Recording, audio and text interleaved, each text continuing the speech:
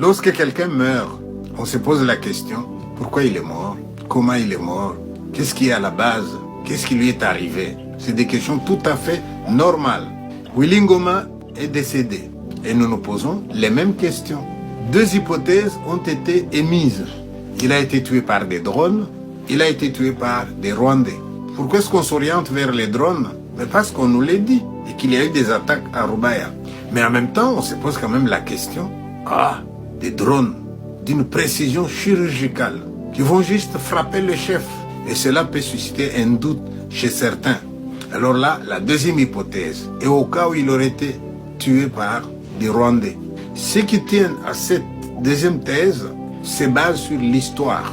Souvenez-vous, lorsque Kabila Père est en train de venir avec des Rwandais qui l'entourent, partout où il passe, les Congolais déposent les armes parce qu'ils voulaient les changements. Ils ne voulaient pas se battre. Mais nous allons quand même un jour entendre que dans un accrochage, un militaire est tombé, et encore lequel, Ngandu Kisase, qui était parmi ceux qui auraient pu devenir même président du pays aussi.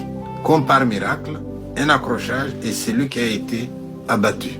La même chose avec Mamadou Ndala. Donc on nous a tellement habitués à voir des gens importants qui meurent comme ça, mystérieusement. On a tellement été abusés que les gens finissent par se méfier des explications qu'on donne. De toutes les façons, par drone ou par les Rwandais, Willy Ngoma est décédé. On se pose la question de Makenga. Est-ce qu'il est blessé? Est-ce qu'il est dans un hôpital? Qu'est-ce qui lui est arrivé? Nous le saurons, parce que la vérité finit par éclater. Quelle attitude adopter? Allez sur les réseaux sociaux. Vous allez voir des gens qui dansent, et vous en avez qui pleurent aussi. Ceux qui pleurent, observez-les très bien. Pourquoi ils pleurent? Parce qu'ils aimaient vraiment Willy, ou parce qu'ils soutenaient sa cause. Ceux qui se réjouissent, des patriotes qui aiment tellement le Congo et qui se disent bien fait pour lui. Vous avez des gens qui vous disent, lorsque des Congolais acceptent de coaliser avec l'ennemi, qu'ils prennent les armes et qu'ils vont dans l'est du Congo, depuis qu'ils ont commencé, il y a eu beaucoup de morts. Et à leur tour de mourir aussi. Ils n'ont que ce qu'ils cherchaient. Vous avez des gens qui vont dans ce sens-là. Mais moi, je dis ceci que, lorsque j'apprends que Willy est mort, je me dis, quel gâchis. C'est ma manière d'être neutre. Quand je dis quel gâchis, je me dis, c'est quand même un fils du pays qui aurait dû servir son pays. Et voilà qu'il est allé dans un mauvais sens. Et qu'est-ce qui vient de lui arriver? Mais puisque nous avons beaucoup de penseurs qui regardent nos vidéos, et si on allait un peu en philosophie pour nous poser la question du destin, chacun d'entre nous, a-t-il son jour, oui ou non? Si chacun a son jour, c'est que le jour de Willy Ngoma était arrivé. N'empêche, même si chacun a son jour, est-ce qu'on n'aurait pas souhaité que le jour et les conditions soient des conditions meilleures? Tu es fatigué, tu es tombé malade, tu as le temps de parler avec ta femme, tes enfants, tu as le temps de dire au revoir à tes petits-enfants et voilà, tu vas de l'autre côté. Ou bien partir dans ces circonstances-là. Parce que j'imagine que quand quelqu'un meurt pendant la guerre, et surtout si c'est avec des drones qu'on l'aurait tué comme on dit, ça veut dire que le corps est déchiqueté, on va ramasser des morceaux de viande et on met dans les cercueils. Est-ce que c'est dans ces conditions-là qu'on aimerait quitter cette terre des hommes? Je voudrais dire par là que chaque jour, nous devrions apprendre. Apprendre de notre expérience. Et apprendre de notre expérience et de ce qui arrive, de l'actualité, c'est se dire, il est temps de revenir à de bons sentiments. Lorsque vous prenez une arme, vous savez que l'arme, c'est pour tuer. Mais sachez aussi que l'arme peut aussi vous tuer vous aussi. Mais quand on sait ça, on peut alors désarmer le monde.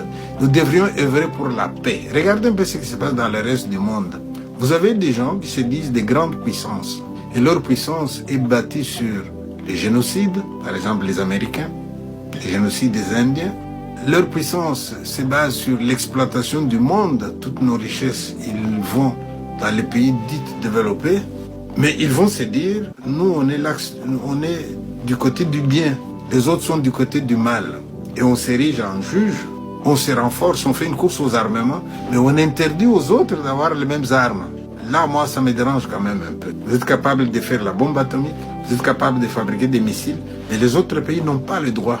Comme ça, vous les dominez tout le temps.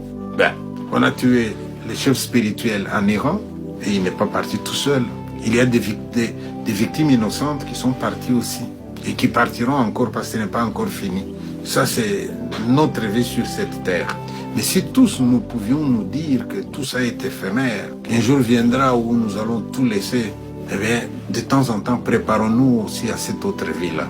Et si on doit se préparer à l'autre vie, ça sera dans l'amour des uns avec les autres, ça sera dans le partage des richesses de la terre, ça sera dans le refus d'accumuler. Regardez les gens qui accumulent, hein. Eux, ils vont se pavaner, ils sont riches, quoi.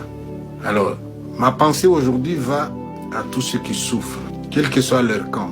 Et je voudrais dire à ceux d'entre nous qui sur les nets font de la propagande et cherchent à influencer les gens, ceux-là qui souffrent de la mort d'Endala, c'est perceptible dans leurs commentaires.